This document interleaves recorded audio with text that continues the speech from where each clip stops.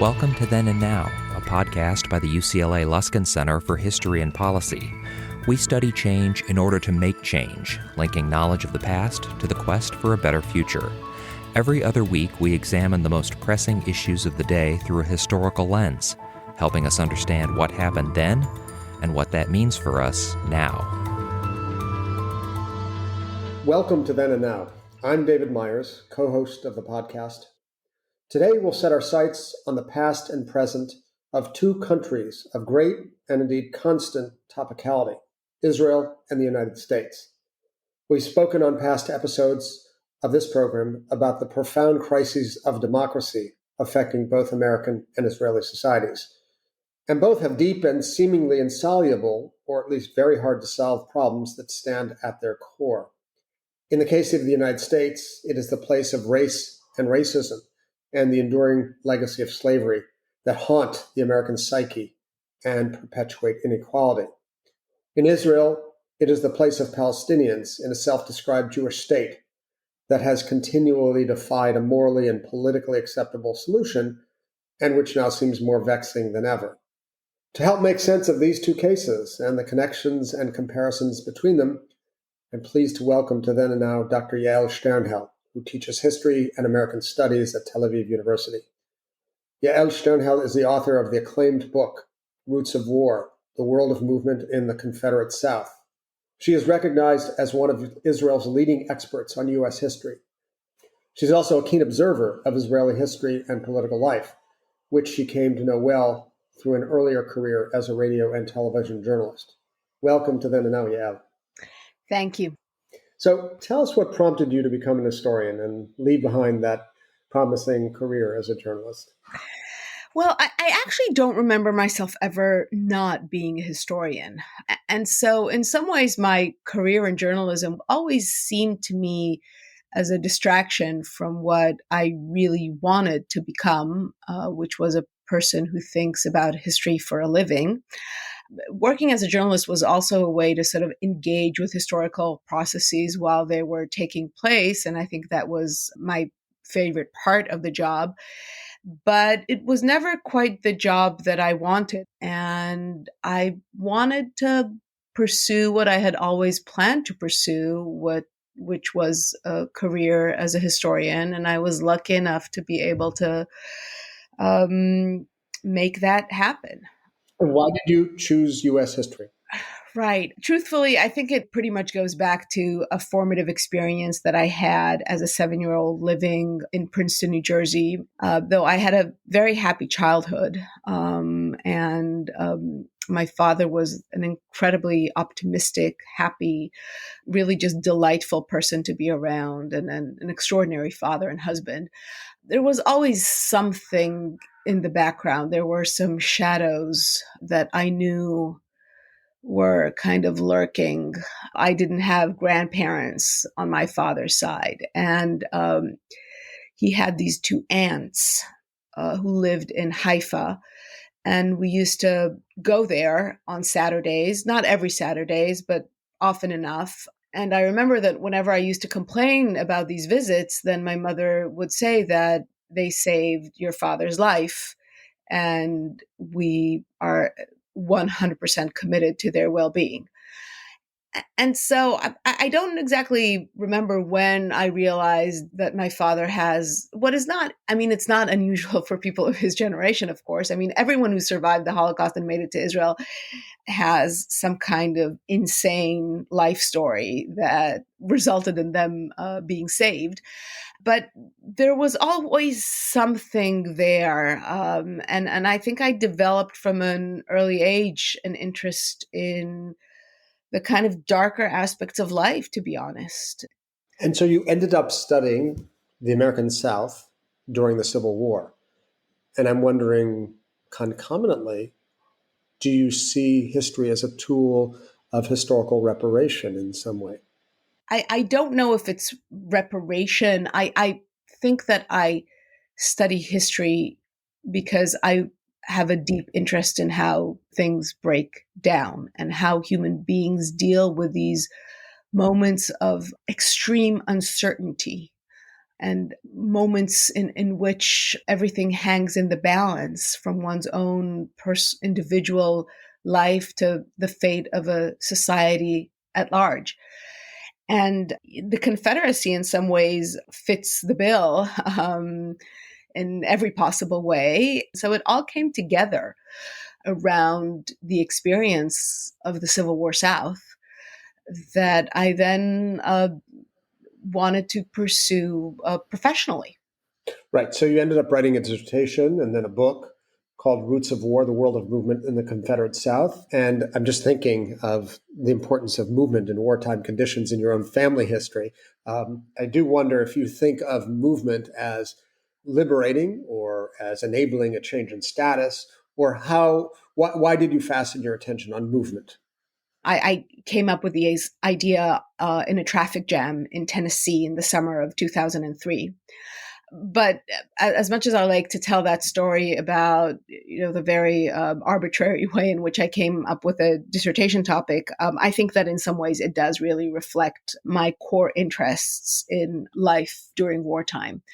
And I understand movement as a central experience of human life during war. And I think that experience has been really been hiding in plain sight for Civil War historians. There has been a lot of focus on death and on violence. And I felt that there is something that we are not seeing, which is the fact that most historians think about war as happening either on the battlefield or on the home front.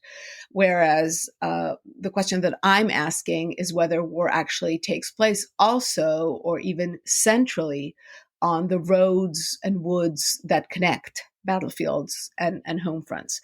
And so there is an element of liberation in my book because emancipation happens through movement. It does not happen through an armed rebellion of enslaved men and women who rise and overthrow slavery that way. Enslaved men and women overthrow slavery by picking up and leaving and finding the nearest Union outpost and asking to be let in. And that process, which was wholly unexpected and overwhelmed the federal government initially, or even not initially, overwhelmed the federal government for the duration of the war, is what prompted eventually the Emancipation Proclamation, the 13th Amendment, the kind of the institutional transformations that destroyed slavery.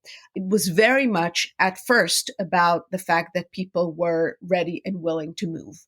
And so this is a central element in the book. But I also think about movement as this arena of struggle between Southerners of different sorts. And I study desertion in the Confederate Army and the ways in which Confederate soldiers insisted on their right to leave the Army when they needed to, and the ways in which the Army tried to quash that sort of fundamental understanding of white Southern men of their own body as being free to move. I think that because slavery is so based on the restriction of movement, white Southern men were never quite able to accept the fact that as soldiers, they are unable to move at will. It was such a fundamental prerogative of the white Southern men versus, of course, enslaved men and women, but also white women in the South who were not moving at will.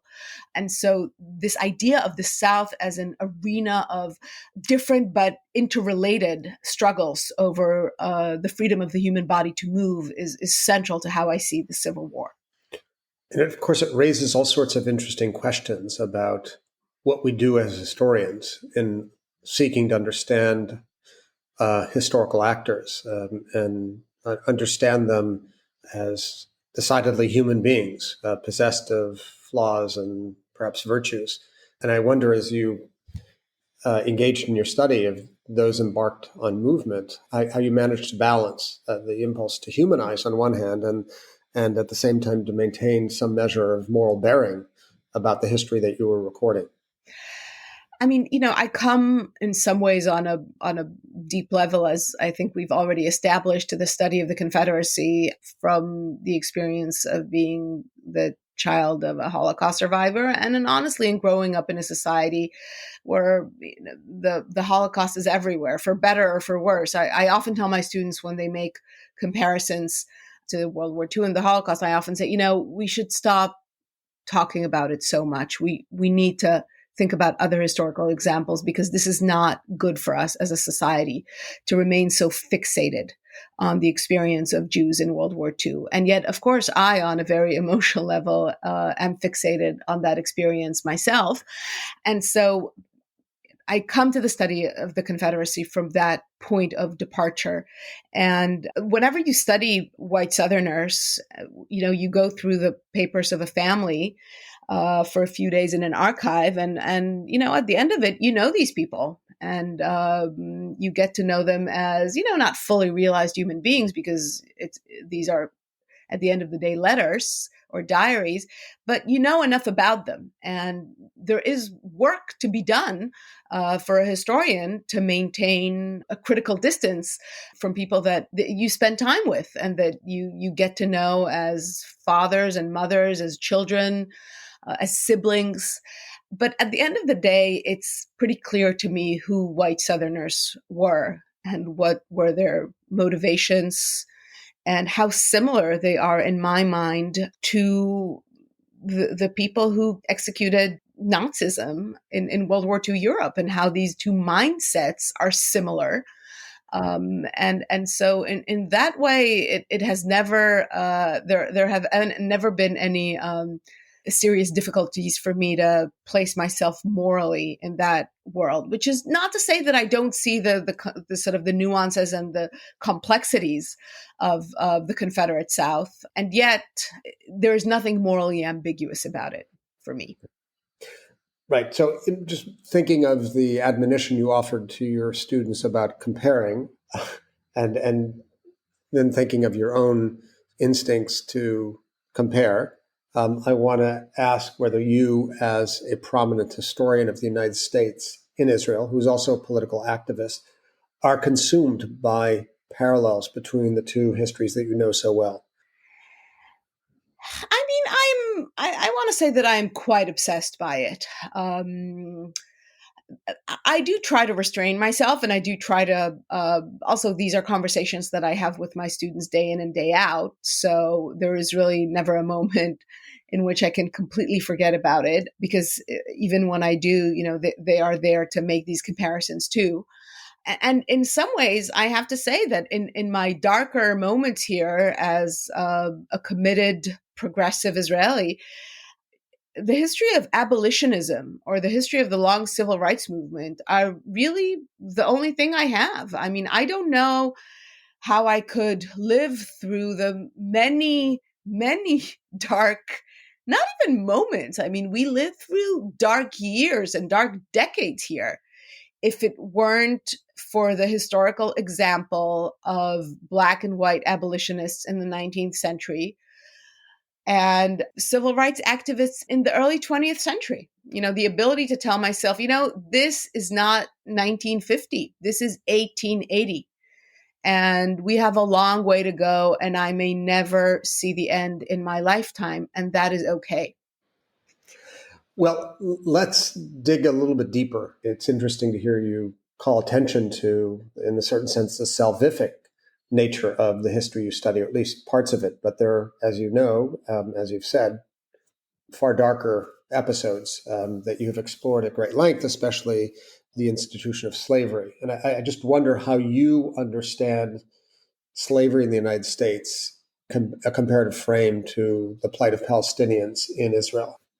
No, absolutely not. I think I see a great deal of similarity. There is no doubt that the restriction of mobility is one of Israel's central tools in controlling the Palestinian population.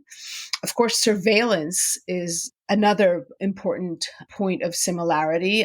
Israel would not have been able to maintain the occupation, nor would Southern slaveholders would have been able to maintain slavery without constant surveillance, both real but also threatened.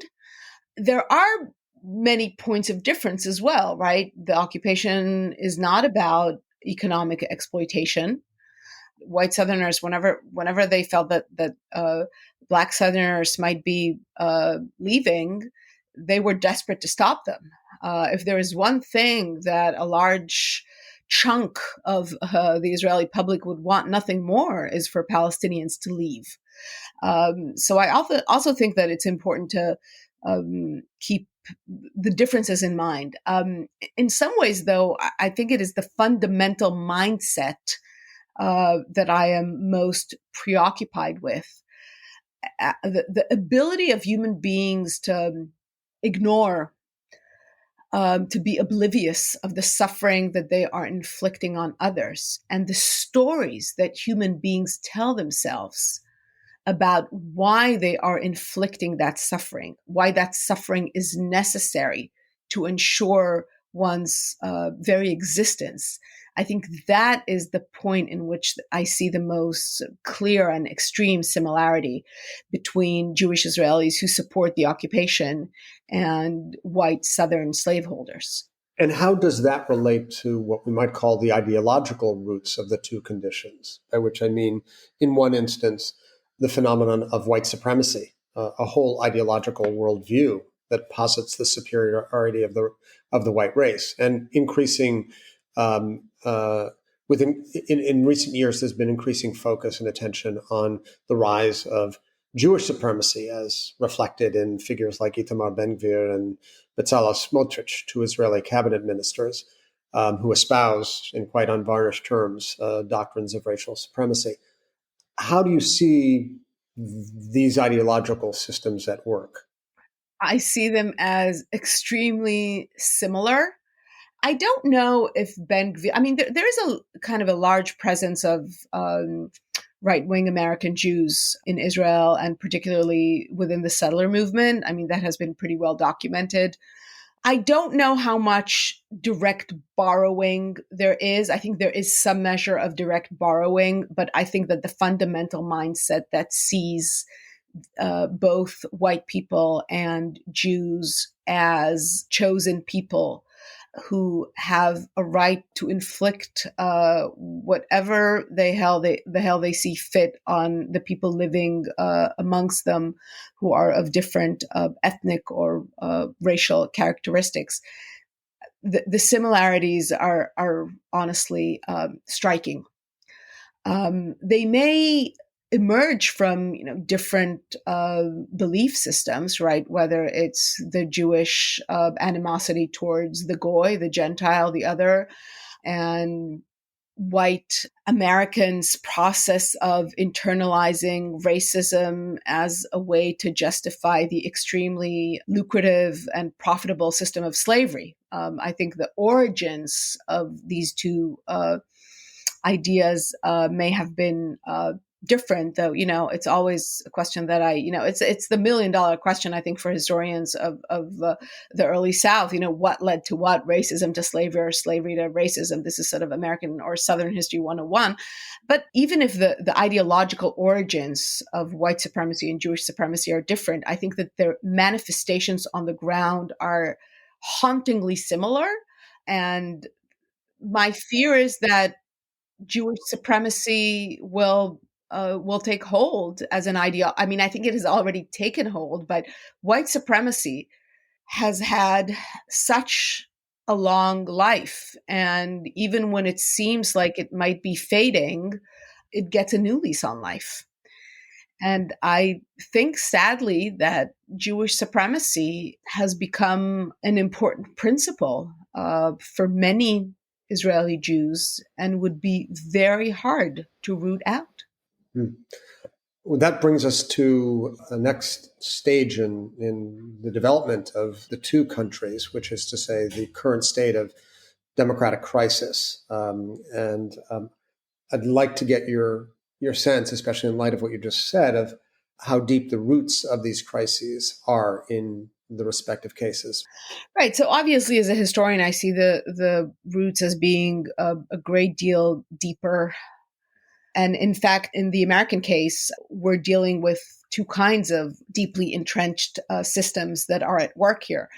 One is the fact that white Americans have always had or have developed this sense of fundamental fear and animosity towards non-whites. And I say, historians who focus fundamentally on race are always at the danger of ignoring class and ignoring the kind of legitimate fears and concerns of people who are privileged in terms of their skin color, but have otherwise are victims of extreme inequality. And so I do want to be sensitive to the fact that Trump supporters are seeing opportunity slipping. Trump supporters are seeing their children being at the risk of living in a society that will not afford them the opportunities that they had always assumed they would be afforded. And I am sensitive to what that feels like, and to the fact that America's economy and the structures of late capitalism have created this crisis. But I also do see Trump as an expression of white nationalism. And Trump has been able to really quite magically bring these forces together of both legitimate economic grievances by people who are being left behind by an unequal society that does not afford its members even the basic rights and basic privileges of healthcare, of education, of whatever it is that we expect a society to offer its members. But also, he has been able to combine those grievances with white people's simple animosity and fear of non-whites. So do we see similar impulses and tendencies in Israel? What we see in America is not unprecedented. It's rooted in longstanding class and racial patterns. Do we see similar phenomena in Israel? I think the story in Israel is in some ways really different. I mean, there is points of similarities between Trumpism and Bibism. The support of Bibi are, of course, the kind of the hero worship, the sheer spite towards whoever is considered to be elite. But I think it is really important to emphasize the fact that the people who support Netanyahu are not at the risk of becoming a racial minority the way that white Americans see themselves, or some white Americans see themselves. I think in some ways, Bibism is an expression of this triumphant sense of ascendancy.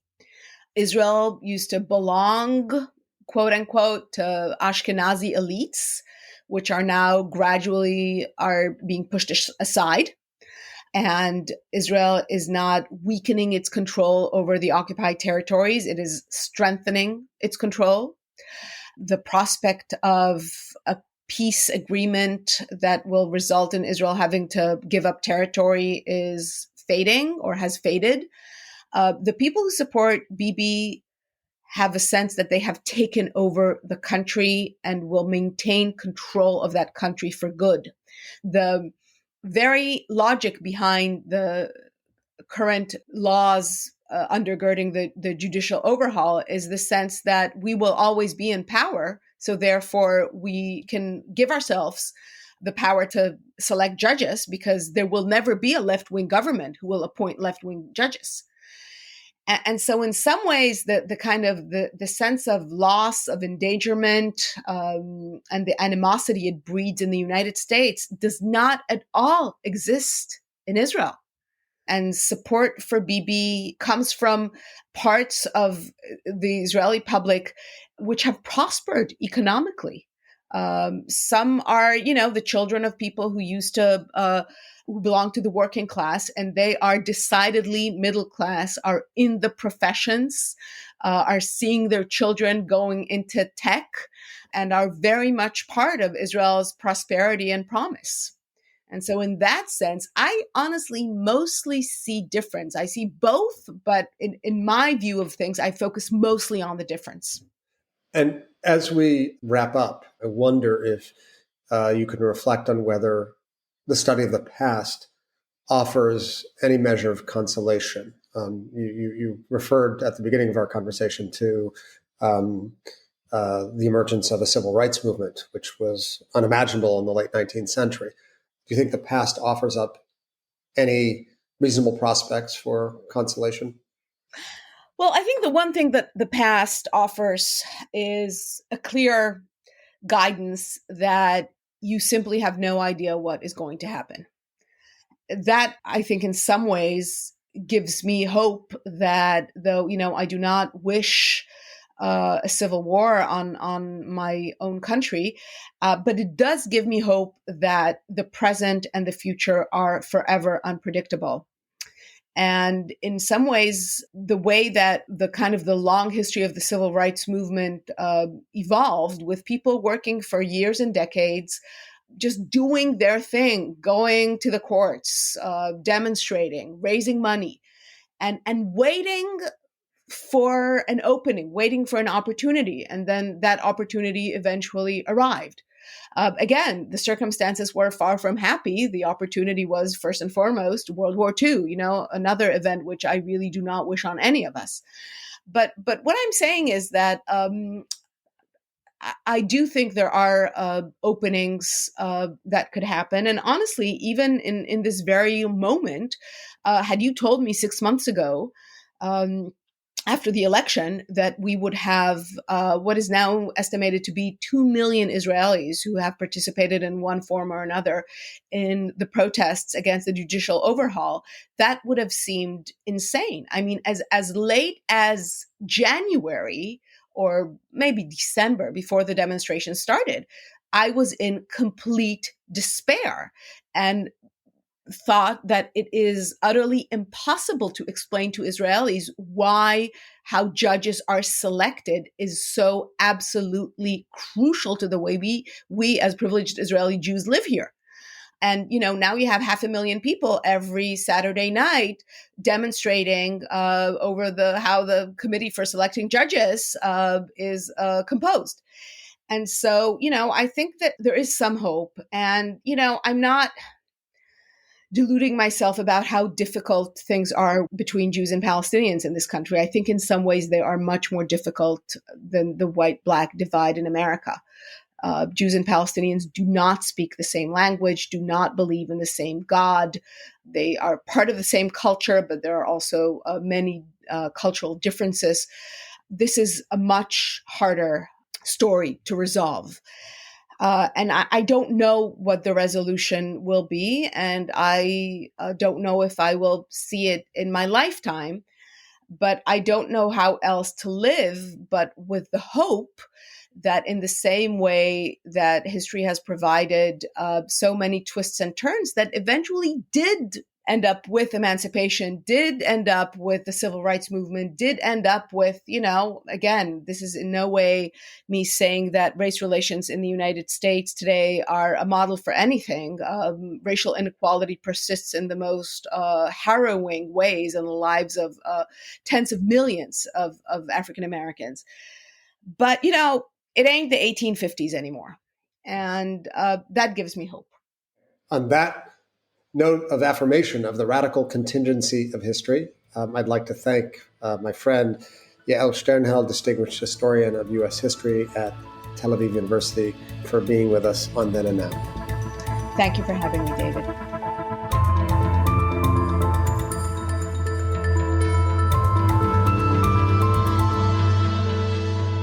Thank you for listening to Then and Now, a podcast by the UCLA Luskin Center for History and Policy.